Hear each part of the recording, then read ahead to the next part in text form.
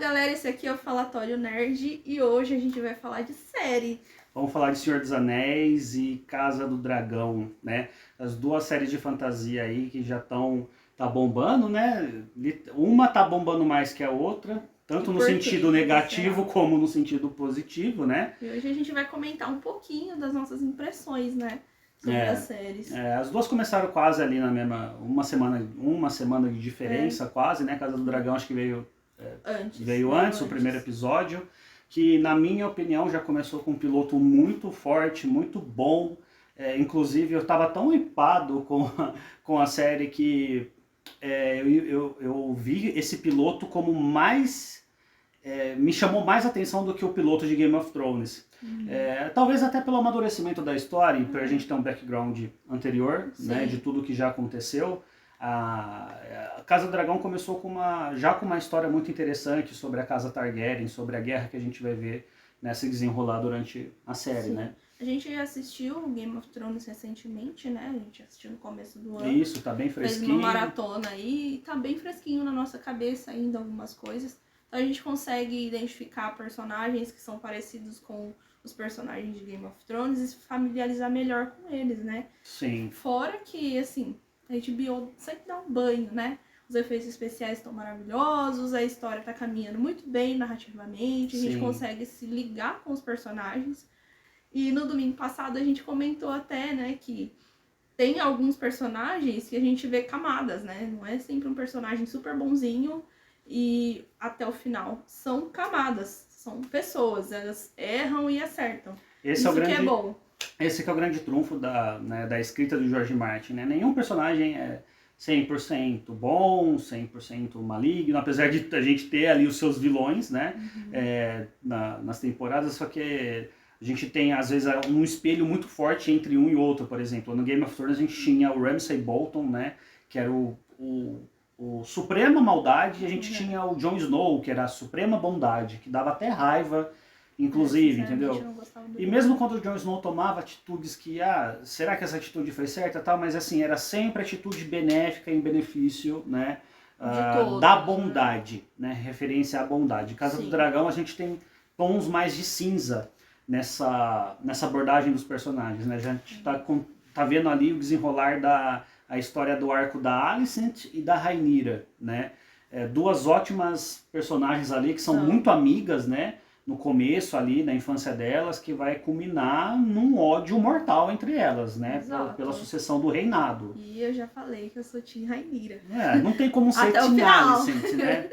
Não, a Rhaenyra é uma ótima personagem, né? Ela veio pra apagar aquela mancha amarga que ficou da Daenerys de Game of Thrones. Gente, eu espero, sinceramente, que eles não façam o que eles fizeram com a Daenerys. É uma personagem fantástica, foi fantasticamente escrita, foi muito bem construída e no final eles pagaram ela de louca. Mas aí que a gente, mas aí a gente tem a vantagem de ter o material base pronto já escrito, né? Não tem como fugir. Fogo e Sangue é um livro completo, já está escrito, tá a família, que é esse arco de histórias da Dança do Dragão já foi escrito, né? Então a chance da gente acompanhar algo mais interessante, pelo menos que vai seguir ali o plot, não vai inventar muita coisa, não vai virar uma novelinha, como virou no final de Game of Thrones, entendeu?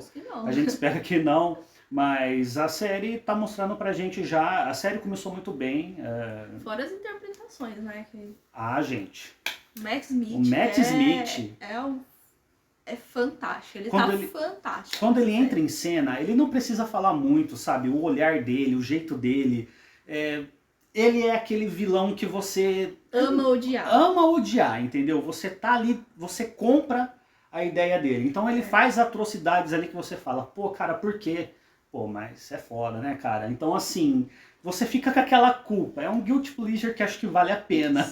Né? Um ótimo personagem. E aí, em contrapartida, a gente tem Senhor dos Anéis, que é uma série visualmente linda, é maravilhosa. Senhor dos Anéis é esplendoroso, né? É esplendoroso de lindo, só que narrativamente eu acho que é um pouquinho mais fraca, mais frágil, porque alguns momentos da série são meio que jogados ali e não tem um um trabalho melhor de narrativa mesmo. A impressão que tá dando é o seguinte, a série Senhor dos Anéis vai acompanhar ali a segunda temporada, a Forja dos Anéis, né? A gente tem material base escrito em diversos livros, em diversos contos que o Tolkien escreveu, né?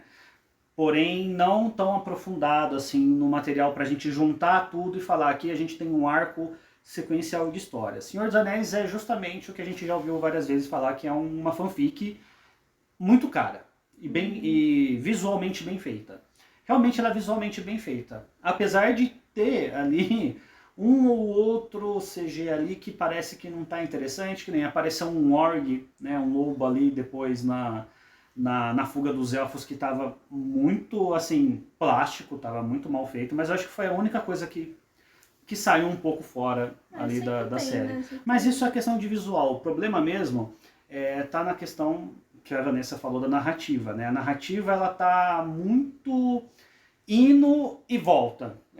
Na hora que ela começa a caminhar, a galera parece que o roteirista segura para aumentar o tempo da série. Então a gente está acompanhando agora Galadriel em Númenor.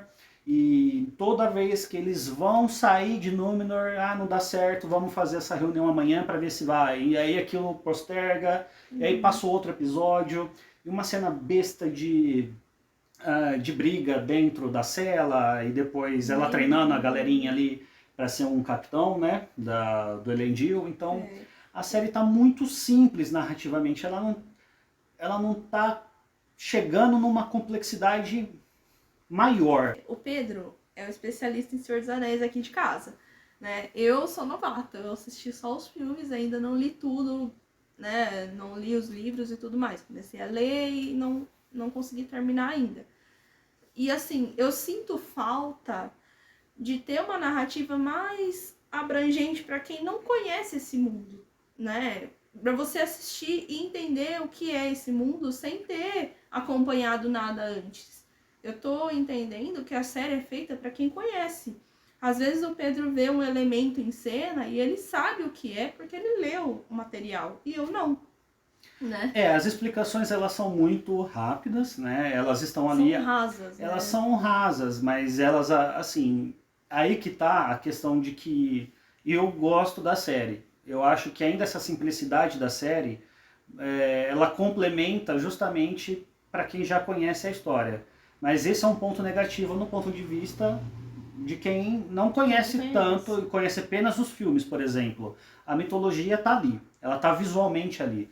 A gente vê um capacete ali de um personagem, a gente vê uma construção ali, a gente vê um martelo ali. E o que são esses itens? Né? Eles são falados brevemente, às vezes nem são citados.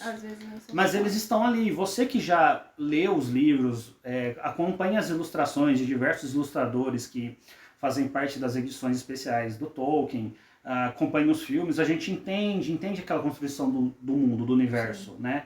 E para mim acaba não sendo vazio, acaba complementando aquilo que a gente já conhece previamente, né? Exato. Mas aí é um empecilho para quem realmente chegou agora. Quem chegou agora pode estranhar, fica jogado ali mesmo. Mas assim, mesmo assim vale a pena, é uma série muito boa.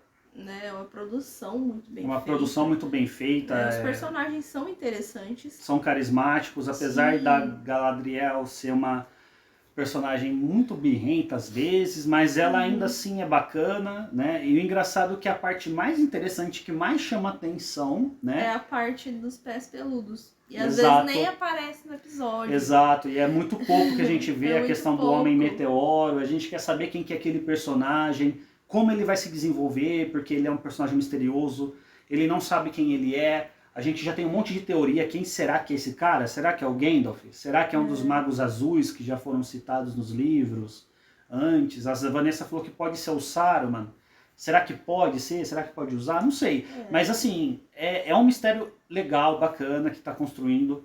E tem pano pra manga, porque a galera é muito nova. Se for ver que a série vai terminar mais ou menos ali como começa o Senhor dos Anéis na guerra contra o Sauron, tem muita coisa. Vai anos de história ali que a Amazon vai ter que esticar o chiclete, né? E escrever para trazer pra gente algo mais redondinho, né? E a gente espera que, assim, continue no padrão, né? Que tá muito bom. Tá muito boa. A produção é muito bonita mesmo. Tá esticando a narrativa, mas assim, ainda assim, Sim. tá legal. E eu espero que eles entendam essa crítica de que as pessoas não estão gostando do ritmo da coisa. Às vezes não é muito, sabe, muito bem desenvolvido. Fica muito novelinha.